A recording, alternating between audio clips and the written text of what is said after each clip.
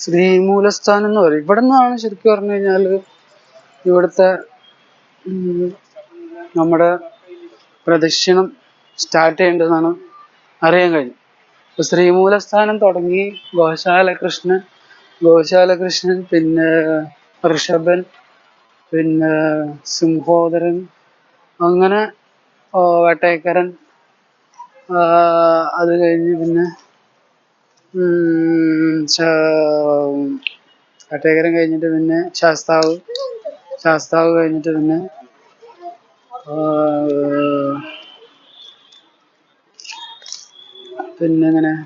അങ്ങനെ ശാസ്താവ് കഴിഞ്ഞിട്ട് പിന്നെന്താ നേരെ വന്ന് നാഗങ്ങള് കഴിഞ്ഞിട്ട് പിന്നെ നാഗങ്ങളുടെ അത് കഴിഞ്ഞാല് ശംഖുചക്രം അത് കഴിഞ്ഞാല് പിന്നെ ശ്രീ ശങ്കരാചാര്യര്. അത് കഴിഞ്ഞിട്ട് വേണം നാലമ്പലത്തിനകത്തേക്ക് കയറാന്. നാലമ്പലത്തിനകത്ത് പിന്നെ ശിവലിംഗം, പിന്നെ ഗണപതി,